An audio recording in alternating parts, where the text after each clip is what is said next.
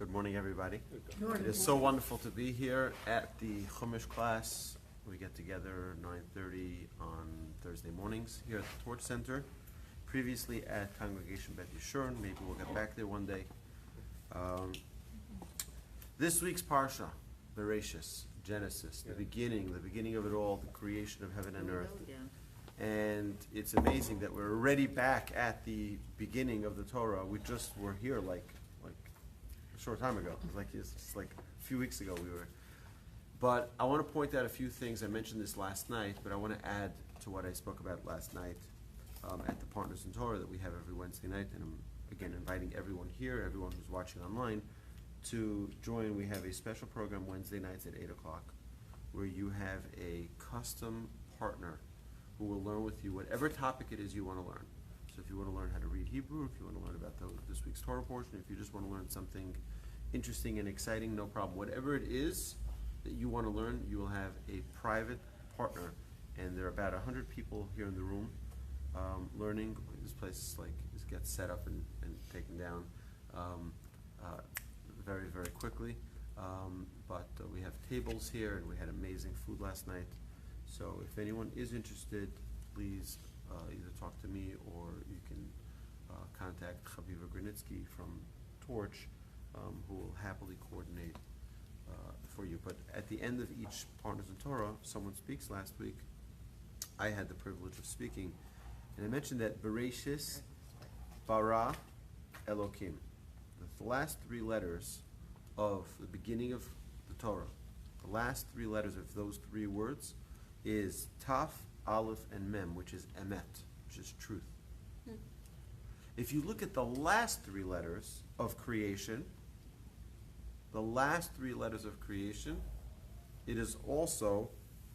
it is Asher Bara Elokim La'asot, right? Bara is Aleph, Elokim, which is Mem at the end, La'asot is a Taf at the end. It's again Emet.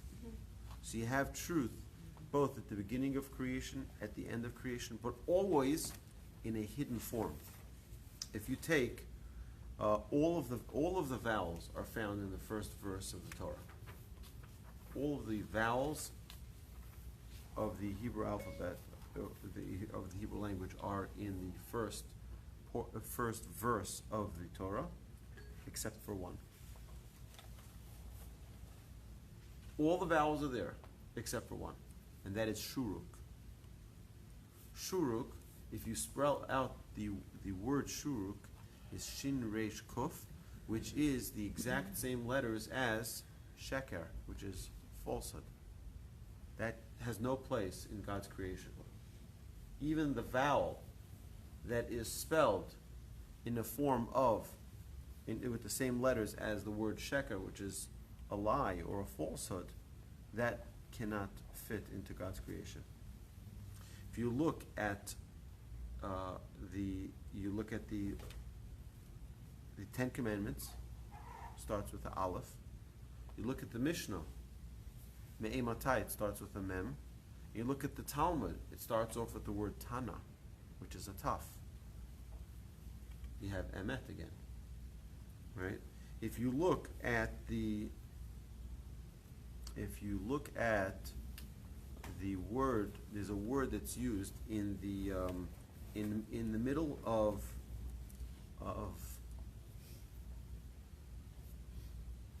if you look in the middle of Leviticus, you'll find that Rashi interprets a word which is called gachon. Gachon means like belly or innards. Now, it's talking about any animal that goes on its belly, basically, is not a kosher animal, and like a snake, right? But it's very interesting that when it's brought up in Leviticus, Rashi translates it. But when it's brought up in Genesis about the snake, the same exact word, Rashi doesn't translate it. Isn't that interesting? Why do you think that is? Usually, if you want to translate a word, translate it the first time it's brought up, not the someplace out in the middle of the book, right? It would make sense. Is this the snake that Moses makes No, that people it's not, can this look is at? something else. This is referring to, But the snake in Genesis is not crawling on its belly, it's meaning right, but it says that the curse to the snake was that it will go on its belly, and that's where it's mentioned, right? But when the Torah forbids the consumption of creeping creatures that slither on their bellies, on gachon, so Rashi over there says that it's me'ayim, the innards. And he doesn't use the word beten, which means a stomach, which would make more sense, but rather he uses the word gachon, which again, previously appears already in the Torah. So why is he translating a word that's already translated, that's already used? You should use it, you should translate it at the first time. So sages point out that the word gachon in Leviticus, the letter Vav, is the exact middle of the Torah. The exact middle of the Torah. Rashi starts off his commentary with Amar, which is Aleph, starts with the letter Aleph. He ends with the letter Taf, which is at the end of the Torah we have the word Yasher Kochacha al Asher Shibarta.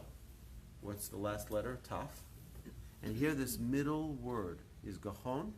Rashi takes the opportunity to now translate it and use the letter Mem, which is Me'ayim, specifically, so that we have the Aleph at the beginning of Rashi's commentary, the Mem at the middle, and the Taf at the end.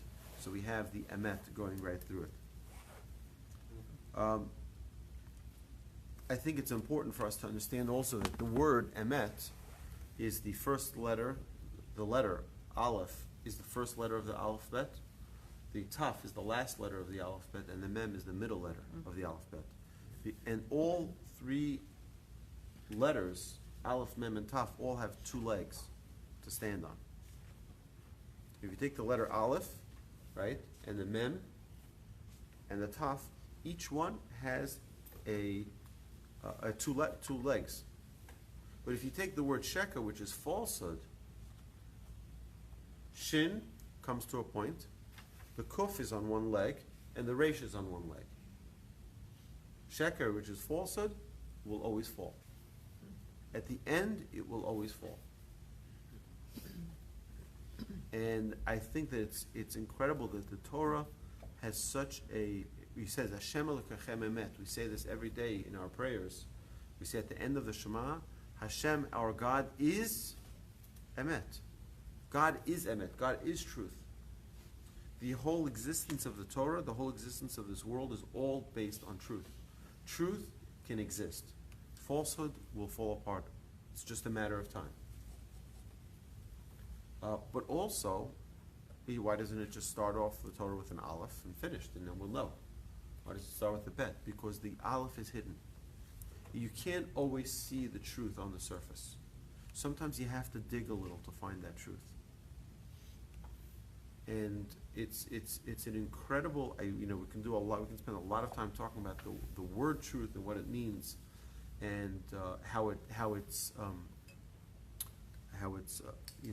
seen throughout creation, throughout our world that we're living in today, our modern world, how truth is something which always prevails. Truth at the end of the day will stand.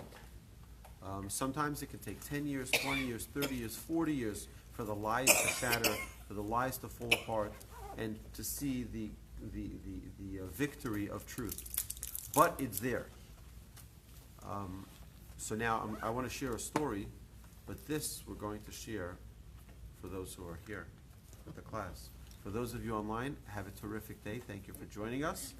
And I look forward to seeing you live in the class here next week at 9:30 at the Torch Center. Be here and you'll get the whole story. All right, have a great day, everybody.